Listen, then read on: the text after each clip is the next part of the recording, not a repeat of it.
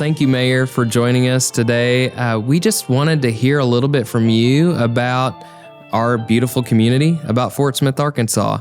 Tell us a little bit about how you came to Fort Smith, your story, why Fort Smith's special to you.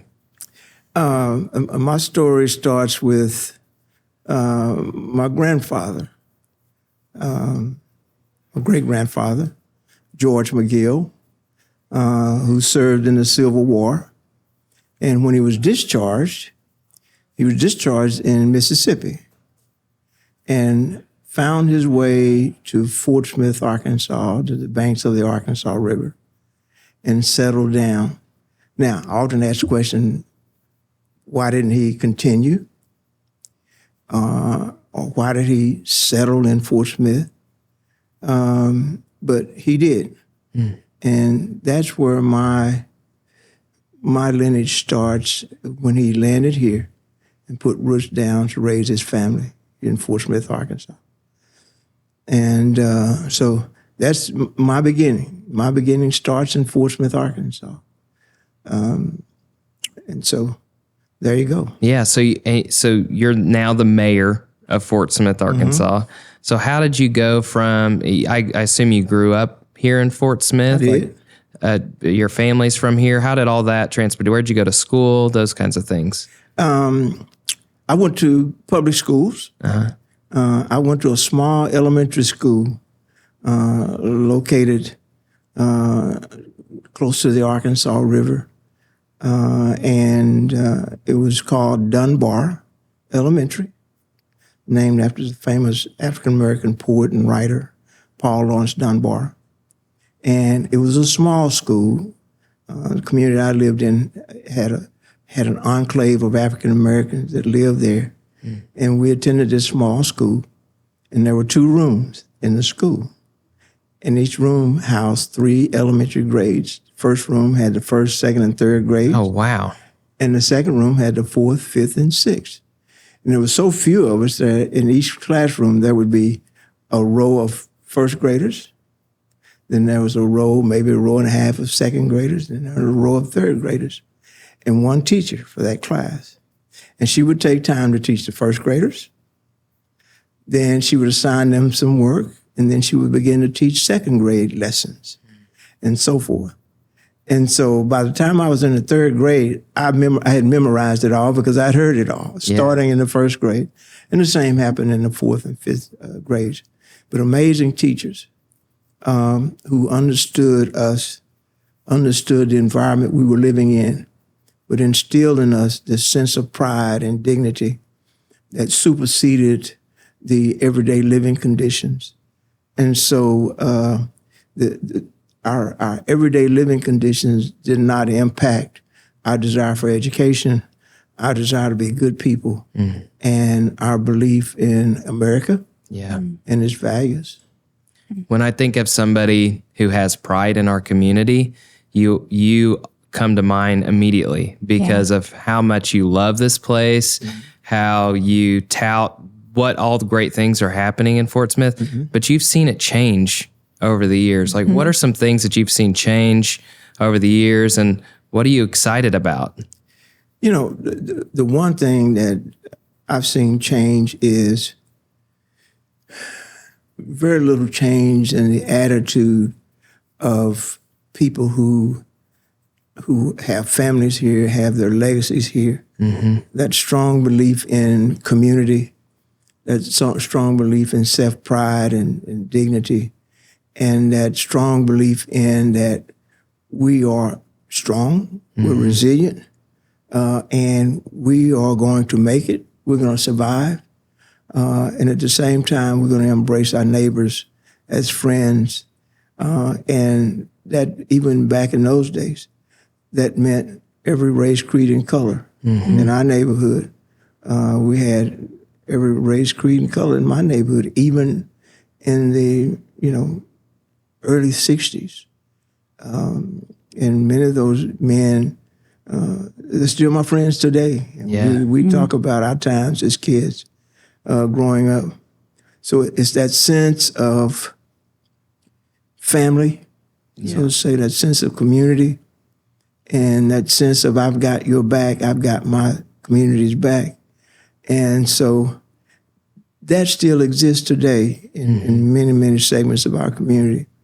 And I think overall, in spite of today's political climate, for the most part, Fort Smith still has this sense of belonging, this sense of community, this sense of family. And that sense, that attitude has really paid off as we've been able to attract major industry here. And needless to say, the Foreign Military Sales Mission, that attitude and that character played a big part in the decision-making of the United States Air Force, and particularly our foreign partners who came to visit us, and spend time with us, and take a close look at the community in which their families are going to be living very soon. And at the end of the day, they decided this would make a great home for their families, being thousands of miles away from places like Singapore and Poland. They would be thousands of miles from home. They felt Fort Smith would have that friendly family environment where they could braid themselves in our community and become a part of our community and family. So that has served us well. That attitude has served us well throughout my years, for sure. Yeah. So I'm curious, do you have any stories that come to mind that really reflect this sense of community that you're describing and that makes Fort Smith so special? Again, even going back before integration and the civil rights laws, there were several incidents that stand out. As a youngster, we played baseball a lot. Baseball was the sport when I was a kid. And there was a boys club near our community, and it was segregated. So as kids, we were not allowed to be a part of the boys club. But the boys club director, Mr. Clarence Higgins, made sure that when that field was not in use by others, he made it available to me and my buddies, and we played baseball. And he knew we didn't have the resources to buy catcher's mitts and catcher's equipment and helmets and bats and balls. But he would often leave all of that equipment in a nearby dugout, and we knew where to find it. And we would use those fields. And I remember once he asked, he says, "Did you guys find some baseball equipment up here?" Of course, he knew that because he saw us playing with it at the time. And we said, "Yes, sir." And he smiled and walked away. And never will forget that. Went on to become a great man in our community. It's things like that highlighted my life, that superseded the social times that we actually lived in. Yeah. You know, one of the goals of this podcast is to get people to want to visit Fort Smith, but also to live and work here. And I know that you've recently had a lot of conversations with foreign military folks, specifically the Republic of Singapore Air Force. Yes. And I know me and you have talked quite a bit. But you mentioned a story about the general from the Republic of Singapore. Yes, and again, that's one of those, fast forward from my youth to current day. We were wrapping up a visit with the leadership in the Singaporean Air Force. And the final day, we were wrapping up a dinner, and he pulled me aside and said, at the time, they had made a decision to use another base. But after our meeting, he pulled me to a side and said, "Mayor, I love your city. And I'm seriously thinking about changing our decision to come to Fort Smith." And he said, "The most important thing to me, certainly it's important that we have adequate runways to fly that aircraft, an adequate number of hangars to store our aircraft. And we're going to provide all the administrative and maintenance for our aircraft." He says, "But the most important thing to me and my airmen and their families is how will they be treated when they come to your city?" He says, "I'm thoroughly convinced that Fort Smith is going to make a wonderful home for my airmen and their families." He said, "In fact, your city is magical. I said, now, General, I've heard Fort Smith described many, many ways, but never as being magical. Mm-hmm. I said, so if you would, please explain to me what you really mean. He says, Mayor, for the few days I've been here, I've never felt so welcomed, so safe, and so comfortable as I have felt in Fort Smith, Arkansas. Yeah. He says, I've traveled the world, and I've been in places all over the world, but never in my career have I felt this sense, this comfortable sense of well-being, this comfort of like it being my community, and like it being my home. Nothing, I've never felt like that way anywhere else other than Fort Smith, Arkansas. Mm-hmm. And I embrace that. Yeah. And when I realized what he was talking about, I realized we are a magical place because of its people. I'm not saying, trust me, I'm not saying we're perfect. Yeah. But perfection is one of those dream goals, to be perfect. But in the grand scheme of things, we are a magical city in that we embrace our diversity. We are a beautiful mosaic of many, many cultures here, and they all contribute to the well-being. At one time, Mr. Beachy was looking at building a plant here to build solar blades to go on solar turbines. And I had a chance to visit with one of the key people that was in charge of solar for them. And I asked him, I said, how did you choose Fort Smith, Arkansas? Of all the places you could have gone. He said, we chose Fort Smith because it's diversity and how that diversity is braided into a wonderful community that drives these manufacturing operations, drives these plants. He said, that's why we chose Fort Smith above everything else. And that tells me that our Japanese leadership that would be coming to Fort Smith, they would be comfortable living in and around your communities. Mm-hmm. So again, those are the things coming from others that visit here just very briefly. They come to the conclusion that this is a magical place to live. Yeah, that's ultimately why my family chose to stay here, was because of the community, because we feel welcome. I'm not from here, but I call this place home because of that welcoming feeling from people in the community. Yeah, me too. I mean, we moved here just a couple of years ago and have felt that, ever since we moved here. And my line of work, working with Ashley Backert over at the Convention Visitors Bureau, we always say, you're a visitor first. You're a visitor first anywhere before you move there, right? I mean, unless you were born there, right? Yeah, that's me. That's you.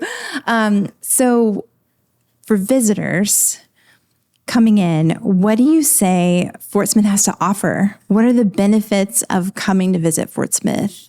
The first thing I think of is, what are the fundamentals of a good quality of life?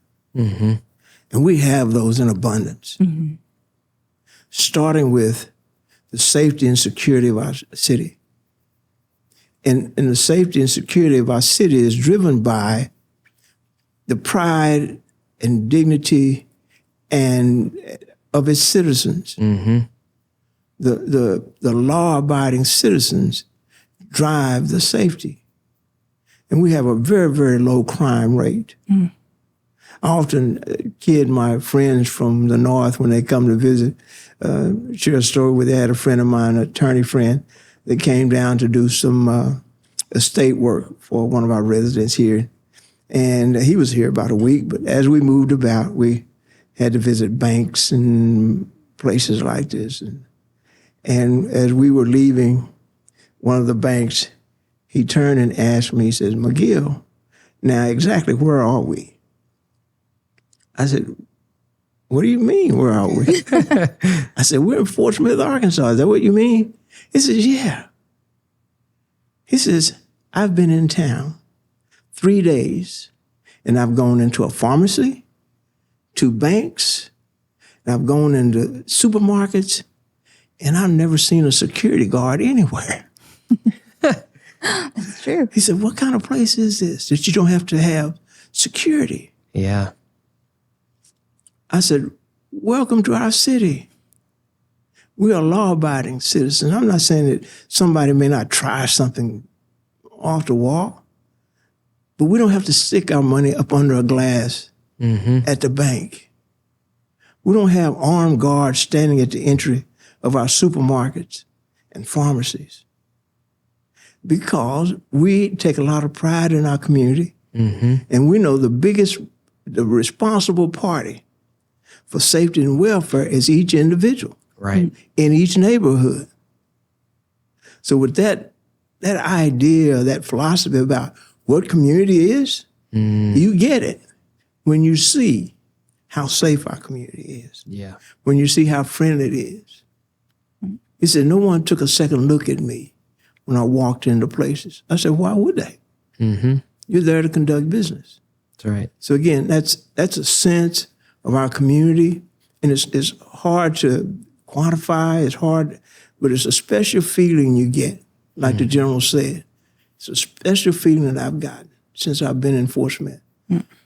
It's one like none other I've ever experienced as I've traveled the world, and that's true. And I hear that quite often. That's true. Safety is a huge factor for quality of life, and even when you're visiting a city, I mean, major factor. And then, you talk about the residents living here. I mean, we have so many people in the city pouring their heart and soul into the city to, into our attractions, for example, into our restaurants, into art within the city, right? And so when people come to visit, where do you tend to take them around town? Yeah. What do you think visitors should see at the root of Fort Smith? My first reaction when I get a question like that, I want them to see the things that drive us economically. I want them to see those entities that are responsible for good jobs, good quality of life in an employment setting. So I like to show them the companies like Ream. I like to show them the colleges of health education. I like to show them what's happening at Chaffee Crossing. I like to show them what's happening at the Bakery District and at the Mill and places like this. That gives them a sense of what we're doing at a business and economic level, which simply drives what we do in every other aspect of our community. And so when they see that, and I start on the West End, and I take them along the beautiful Arkansas River and let them experience the Greg Smith Trail. Then I walk them down to the U.S. Marshals Museum and let them delve into the history of the U.S. Marshal Service. And they get a chance to see the role we played in that service here in Fort Smith. And we get a chance to tell those stories. And then we can go further down the river and lay eyes on a state-of-the-art, one-of-a-kind high school that deals with the study of the arts. And all of that, I want them to see that. In fact, I had a delegation of legislators in town today, and I encourage them, take a look at Fort Smith and digest it for yourself. And then you will get a sense of what makes us a wonderful place to live. And so with that said, I want them to see those things, and then I want them to experience sort of the inner working, the everyday man life. Yeah. So I want them to walk down Garrison Avenue on a Saturday afternoon or Saturday evening when all the establishments really come alive. And as you walk down Garrison, you can hear the various genres of music coming out of establishments. You can smell the fresh aromas coming out of just about every type of cuisine you could ever imagine. And then you can see the faces and hear the voices of people that make up our community. And so that's what I want them to see. I want them to see and smell the vibrancy of our city. And so it's always fun to show people around. Yeah. Yeah. I love that. On a personal level, like, where do you like to go eat, hang out, what are some things that you like to do around town? You know, I love food. Period. yeah. You know, look at my physique and my frame. You wouldn't think I love food, but I love food. Oh, me too. Love food. So, one of my favorite places is AJ's Oyster Bar. Oh, yeah. I just ate there the other night. It's I love Cajun food. He's one of the first people to mention this, the AJ's, and I'm a It's huge fan. awesome. Yeah. Yeah, I love AJ's. I love the environment, the ambiance. I can go in AJ's and take my mayor's hat off. yeah. I can go in at noon and they treat me as if I'm one of the regular guys that show up. And we talk about everything yeah. other than politics. Mm-hmm. And they don't bore me with a pothole they may have hit. Yeah. We laugh and talk and visit about our children, our grandchildren, the vacations we may have had, who caught the biggest fish and who told the biggest lie last week, that kind of thing. Oh, that's awesome. Yeah. I love to hear that. And I'm also a big fan of AJ's. Yeah, it's great. Where else, if you have a friend coming to town, where are you going to just, take them for the day, just to hang out somewhere? I mean, we would certainly visit Prima Italia, great Italian restaurant. And again, the environment is super cool. Yeah. It's my style, Yeah. And they have a great patio when the weather's right. You can't beat that. So we'll do that. And then we'll go down to 906 Cigar Bar and Lounge. Oh, that place is And nice. I'm a jazz fan. Yeah. And they always accommodate me on Friday nights. They have After 5 Jazz, one of the best jazz groups you're going to find anywhere. And they're all local guys. And I always enjoy seeing them and visiting with them when I go down and listen to them play.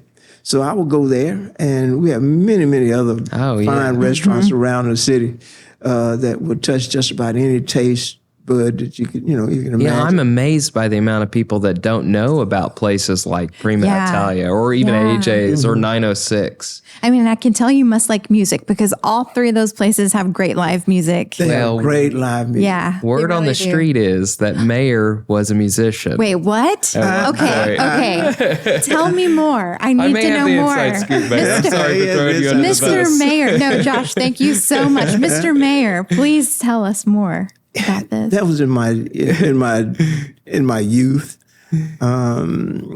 In high school, I had some friends, very talented. Yeah. And we came out of the Motown era. Yeah. The Temptations and Supremes. We came out of that era, and certainly the Stax record era with Otis Redding and the Barcades, that group. And played in high school band, played the saxophone, so it was just automatic that somewhere along the line we would form a band to play, and we did. And we did form a band, and great musicians. All the guys that sang in the group with me, they were all in the school choir, so they're very talented. Even as youngsters, they were very, very talented. So we would sing, and most of the music we sang was of the Motown era. Yeah. The Temptations music, Smokey Robinson and the Miracles music. So good. And leaving high school, I went to the University of Arkansas and ran into a group of guys that they were part of the Razorback Marching Band, outstanding musicians. And before long, we formed a great band called the Fantastics. And me and a buddy of mine, he lived in Texarkana, and we put this group together, and it grew into something I never would imagine. We ended up playing all across the South, opening up for big acts. What? This is so and cool. just as kids, I guess my fondest memory of being in that band was we had an opportunity to open up for Dionne Warwick. Young people may not remember her. Yeah. But our band opened up for Dionne Warwick on the campus of the University of Arkansas. Wow. And I never will forget, we looked out in the audience. That was the biggest audience we ever played in front of, by the way. And as I was looking from off stage, and I saw all the students and just jam-packed to come hear Dionne. That's when she was very, very popular. and we had to go on before her. And I remember our conversation before we went on stage. Says, guys, we can't blow this. No pressure, right? No pressure. We cannot blow this. And they performed like they'd never performed before. Yeah. And I was one of the lead singers, and my buddy, we did a lot of Sam and Dave music. And so those were fun times. That's great. And it's one of the reasons I love Fort Smith. It's really one of my first memories of Fort Smith is going down Garrison and hearing live music down Garrison and thinking, man, I really want to be a part of this place. It's so cool. Yeah. And people may not realize it, but our music scene is really second to none. It is. You have the Majestic, which brings in top-notch entertainment. Then you have Temple Live, which brings in national artists from all across the country. And then you have what we call our Peacemaker Festival, which is really huge. We hold that down on the Arkansas River, and you'll have the top artists in the country performing there. And then we have smaller events throughout the year. We have a blues festival. And then, the traditional events, we will bring in people. When we have our Juneteenth festival, we will bring in national artists. When we have the Mayor's 4th of July celebration, we will bring in big-time artists. So there's entertainment and fun things to do enough that you don't thirst for it. Yeah. Yeah, that's true. Yeah. So, Mr. Mayor, the first time I met you, I was coming to your office to make a recording for I think it was the Eagle Wings Motorcycle Association. Yes, I remember now. And I was so nervous because I'd never met a mayor before. I'd never been inside of like any government official's office or anything. And I was kind of clumsily setting up my stuff, and Josh was so nice to help me out that day, and Jennifer, and we kind of got to talking, and you were so warm and so nice and kind with me, and you gave me this pin here, and I wear it every day. It's on my lanyard for my work badge, and you said, "Well, here, take this pin. Now you're a Fort Smith ambassador." And only say good things about Fort Smith, and can you share a little bit about this idea of being a Fort Smith ambassador and what that means to you? And I would be happy to share that. When I first came into office, I spent the first 6 months trying to figure out what was missing. We had great job opportunities, the beautiful location of the country, the Arkansas River, great school, all of these great things. But there was something missing. There was this pride or a sense of city, the sense of us being a premier city, not just a city, but we are a premier city. We are a city to look toward if you want to know what a good city looks like, what it sounds like, what it feels like. And I decided that would be a heavy lift for me alone. So I set out to recruit ambassadors to help me spread the good news about our city. And the only criteria, I would pay attention to people's conversations, and when I would hear them say good things about Fort Smith, and I would kind of initiate a conversation about Fort Smith. What did you like? What else you like? And they would begin to share their love for the city, the things that they love, and they would share it with pride and excitement when they would tell me that. And I would decide they will make a great ambassador. Yeah. And that's when immediately I put that pen on them and tell them, ask the question, would you mind being an ambassador for our city? They said, well, Mayor, what do I have to do? I said, simply tell your story. And I have ambassadors. My youngest ambassador now is, about 9 months old. Yeah. He can't say a word. But one of our employees brought their beautiful child by the office. Yeah. And I spied the baby, and so I went around and talked to the parents and, talked about the baby. And the baby smiled the whole time I was talking to him. And I decided then, this kid will make a great ambassador. Yeah, that's right. I said, there's something going on in this family that has this child in a joyful, friendly mood. Mm-hmm. He was not afraid of me, not afraid or intimidated by my skin color Yeah. or anything. He just smiled the whole time I talked to him about, talking to him about his parents, how good they were and how cool he was. And he couldn't say a word, but it was something about this child. I said, why not make him an ambassador? Because when others see him, he's going to smile, he's going to make them feel good, and that's what ambassadors do. Mm-hmm. They make their guests feel good. Yeah. And oftentimes I think about my uncle, who was a minister, Dr. Norman McGill. He was known throughout the country as a great teacher of religion. He taught at the famous Moody Bible College often. Oh, yeah. And it was said of him, he had this unique ability to make everyone feel like they were the only guests at his table. He could have a table full of 10 people, and each person would leave feeling like they were his only guest. Mm-hmm.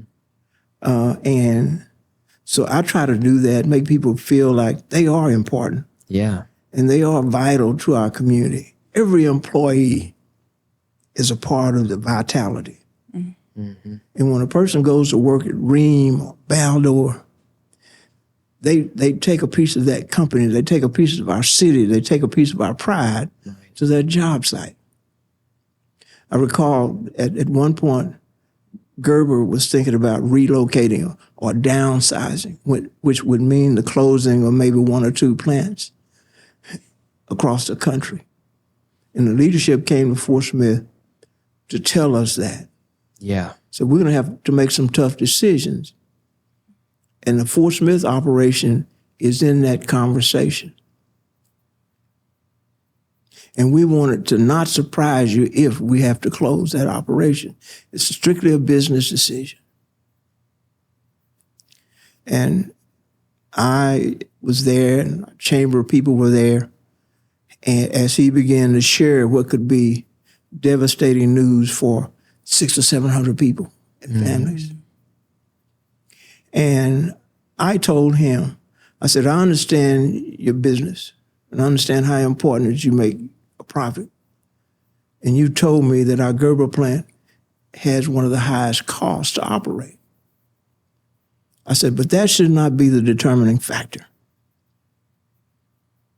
I said, the determining factor should be the quality of your workforce. Yeah. The quality of the product they deliver day in and day out. The pride in your workforce.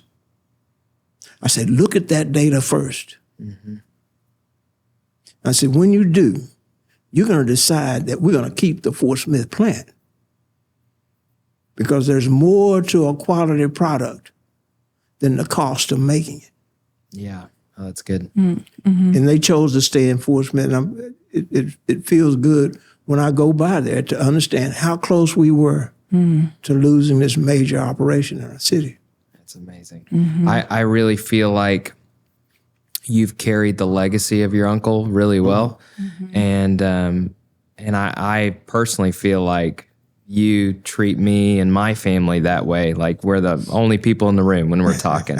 And I remember whenever my son Josiah came by your office and got his ambassador pin, and now every time we go to the office, he's like, wait, I got to go get my pin on before I see Mayor, because he knows how important it is to share the good news of Fort Smith. And time again, it could be a senior citizen. In fact, a gentleman called me from Walden, Arkansas the other day, and he was concerned about some social media nonsense. Mm-hmm. And he says, Mayor, I thought I would call and ask you personally about this. And when we finished the conversation, he says, you are absolutely right. This is nonsense. Mm-hmm. And I thanked him for taking the time to call rather than buying into some irresponsible social media posts.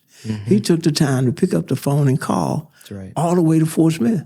And I told him how much I appreciated that. And I said, by the way, even though you live in Waldron, would you consider being one of my ambassadors? Yeah, there you go. He said, well, Mayor, how can I be an ambassador of Fort Smith? So you tell the truth about Fort Smith. Tell people how you feel when you come to Fort Smith to shop, to eat out. Tell them about the people you meet. That's all that's required. Yeah. I said, promise you, if you tell the good news, somebody else is going to say, I think I'll visit Fort Smith. Yeah. I said, do that for me, would you? He said, I would be delighted. That's what that ambassador's pen is about. That's We great. had a 7-year-old, he and his mom were coming to the city office to pay a water bill. And his mom introduced me to him. And he said, I love Fort Smith. It just, just boom. Yeah. I love Fort Smith. I said, well, man, what is it you love about Fort Smith? He said, I love my school. I love my teacher. And we have fun. Immediately, I went for that ambassador. That's awesome. But no, I agree with Josh. Like, you have this quality to make people feel special, to make people feel important. And I think that, like, once you've experienced that as a resident, you kind of want to make other people feel that way. too, Yeah, Exactly. And so it's like we kind of passing on that welcoming feeling of like, you're important here. Like everyone in Fort Smith has a place and a purpose and a role to play in making this city the great city that it is. And never in a million years would I've ever thought that I would now have a job that is to basically be a cheerleader for Fort Smith, for tourism and visitors. And it's so much fun, first of all. It's so much fun. And it's exciting to learn about all that Fort Smith has to offer day after day. And it's a lot. Like you were saying, the nightlife, the music, the restaurants. I mean, we've got nature all around us here. That's true. It's incredible. And so, thank you for that moment, in your office. Cause I left and I was like, I texted my husband, oh my gosh, I met the mayor and he gave me a pen, and it makes you feel like. Yeah, it really does. And let me thank both of you for the talent you bring to our city and the energy and vibrancy you bring and share with our city.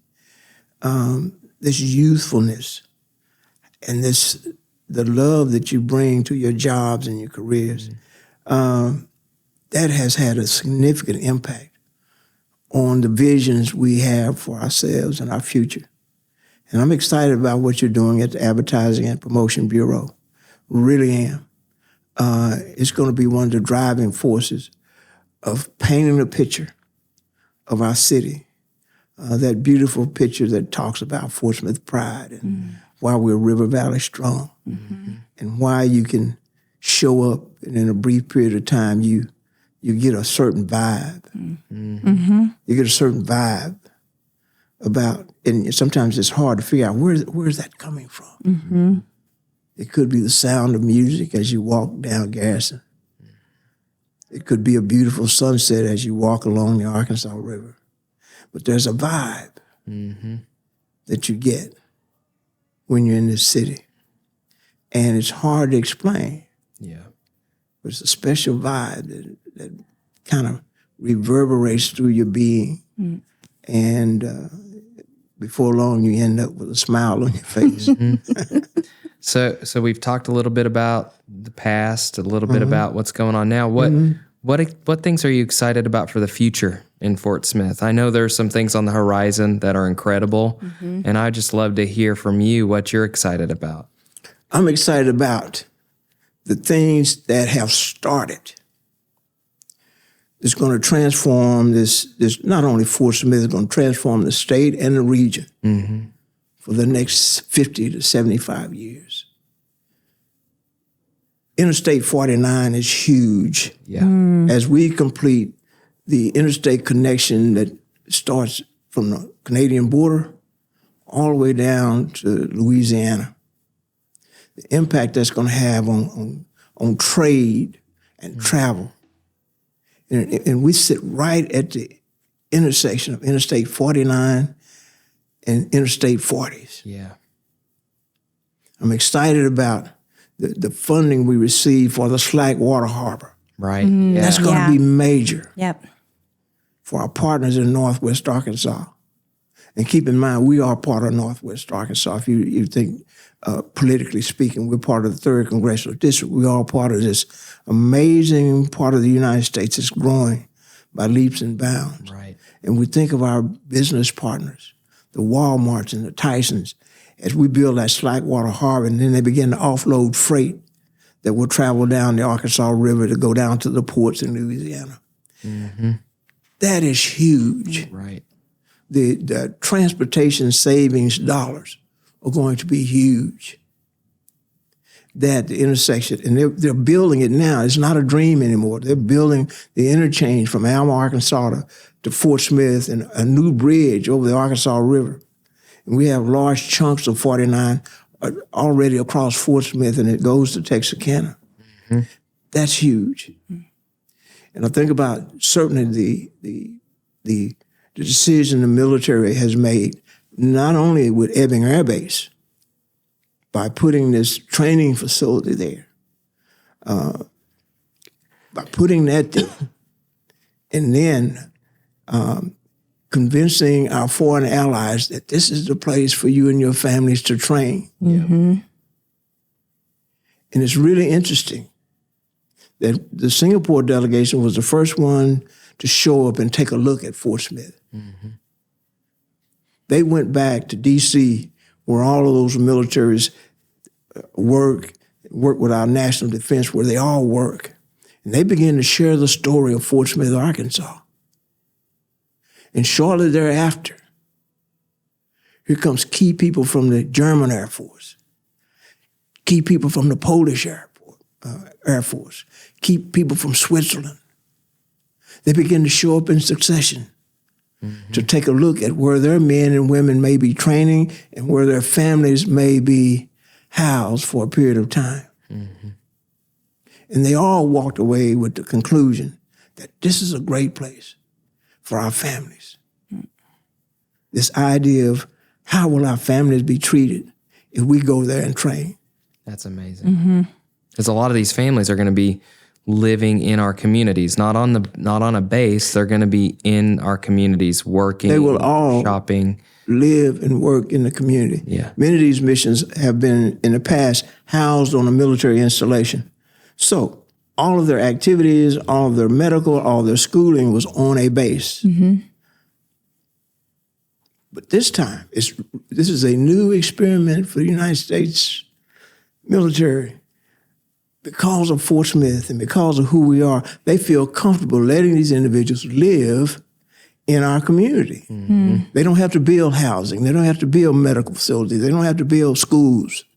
Right. They feel comfortable knowing that those children that will come from Singapore going to be given a great education, and then we're going to pay particular attention to the education that's required for them in Singapore. So when they return home, their children will be able to pass those rigorous exams that are given by their nation or their country. Mm-hmm. Yeah. It's amazing what's happening. Again, on the base alone, they're talking about spending close to $1 billion inside the footprint of the base. And Secretary of Air Force told me when we were on a visit in D.C., he says, Mayor, when we finish the building out of that base, which could be 3 to 4 years, it's going to be the most modern air base not only in America, but could very well be the most modern air base in the world. That's right amazing. In the middle, amazing. right in the middle of our city. And that happened because people felt that special vibe we have in Fort Smith. That vibe that we care. Mm-hmm. That vibe of welcoming people. Mm-hmm. And those are the kind of things that really make me smile when I'm alone. I think of those things. And again, It's the people. It's the attitude. It's that special vibe that helped them make the decision to come to Fort Smith, Arkansas.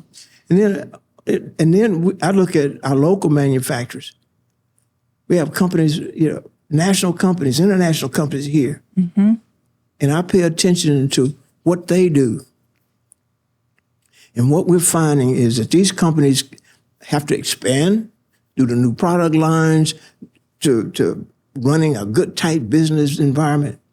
They have to make decisions about where to expand, where to close, where to make adjustments. And what I've discovered, those companies that are housed here are choosing to expand here. They're choosing to spend millions of dollars at their operations in Fort Smith, Arkansas, when that requires them to build a bigger footprint, to hire more people. What that says to me is that the leadership they send here find Fort Smith is a great place to live. And so when they're visiting with the top brass in New York or wherever they may be, they begin to share the Fort Smith story. And they can't help it. They've got that vibe that they share with their leadership. So at the end of the day, Mars Pet Care decides we're going to invest $30 million more in the local plant. Yeah. Ream decides we're going to spend $10 million more at our local operation. Just recently, a company called Ecotech says we're coming to Fort Smith. Just with the Air Force mission, Lockheed Martin says we're happy to be in Fort Smith. Right. And I'm always interested in hearing from the group of airmen and maintenance people that have already arrived in Fort Smith. They love it because we've embraced them and made them a part of our community. And they tell our story. Yes. I wish more and more of our long-term residents could hear them talk about the city we call home. Some attitudes would change. Certainly. Where do you see industry heading in Fort Smith? It's going to continue to grow. Again, Fort Smith has, a certain vibe that resonates in the people that make up our workforce. People take a lot of pride in saying, I work for Arkansas Best or Ark Best. Yeah. They take a lot of pride in saying I work for whatever company. They take a lot of pride in delivering quality products. That's what attracts industry here, in the sense that the workforce here will bring to the job all of the soft skills that a good manufacturer is looking for. That belief in showing up at work on time. That sense of taking pride in, I may be making just one small object, but take a lot of pride in that product they produce themselves. And that impacts the bottom line for these manufacturers, because there's the waste is cut or greatly reduced when quality is delivered on the front end. And the word is out. The people in this region, and I talk to my friends, other mayors from our surrounding cities, and those people that live in Mulberry, Greenwood, Hackett, Muldrow, Sallisaw, our neighboring Oklahoma cities, they pour into Fort Smith. That's right. To fill these jobs every day. 200 to 250,000 people traverse our streets every day, and they're coming to the jobs, and they bring that work ethic. And they generate those checks, and those checks pay for new homes. Those checks buy new automobiles. Those checks pay for quality education. And I love our University of Arkansas at Fort Smith. Sits right in the heart of our city. I love the Arkansas Colleges of Health Education, one of the premier medical institutions in the nation. Sits right in the heart of our city. Yeah, I just recently read an article about Fort Smith being in the top 10 cities in the U.S. For postgraduate students to move to start their lives. Sure. And also, like, UFIS was recently in in an article. It was one of the best colleges in the nation. Yeah, right here in Fort Smith, we have one of the best colleges in the nation. Yeah. That's incredible. So my task every day, and hopefully yours, is to get our residents to take a look around and do an honest assessment of what we have and put that against the things that are required for a good quality of life. We have more than 20 parks in the city. Yeah. It's amazing. Every size and style and fun thing you can imagine. How many cities have a locomotive Yeah. in the park? Yeah. So true. You know, and they have a locomotive that runs around For the park. free. It is free. You just Yes. hop Yeah, on and ride. I mean, come on. Yeah. And we're in the midst of building a new state-of-the-art bathhouse for an Olympic-sized swimming pool. And we've just acquired 100-plus acres to have a vision about what a Central Park could look like in Fort Smith, Arkansas. Yeah. It's going to be phenomenal. That excites me. Yeah, this It's is going to very, be a it's big exciting. attraction. And we have one of the most amazing water parks you can find in the region. We have people coming as far away as Kansas City, Yep. Memphis, all across the 5-state region coming to the water park located in Fort Smith, Arkansas. That's right. All of these things are attractions. And again, bottom line, the things that are most important: the safety and security of our residents, the health and welfare of our residents. I mean, Mercy Hospital is in the midst of spending close to $200 million on its campus to provide state-of-the-art, world-class emergency room services, in addition to all the other services. Yeah. They've got on the drawing board a new cancer center. Yeah. Our health, our med school, they've got a research center out there. Yeah. Then when they complete that and finish the planning, it's going to be the largest health and wellness research center in America. Yeah. There'll be hundreds of research scientists living and working right here in Fort Smith, Arkansas. Imagine the economic impact that entity alone is going to have on this city. Yeah. And the crucial research that they'll be doing there. Exactly. research is gonna be- Exactly. Yeah. Yeah. Simply amazing. Yeah. So we are a premier city, Yes. and we're poised for an amazing, transformative future. Yeah. Thank you so much for taking time to talk with us. Yes. And for telling us the story of Fort Smith and continuing to do that. And I hope that we can continue to do Yes. that and follow in your footsteps as well. Thank you so much. You're putting footprints down that some of our youngsters now, like your son, in elementary school, they're going to feel those shoes in a way that make us wonder, wow, Yeah. where are we headed now? Yeah. Yeah.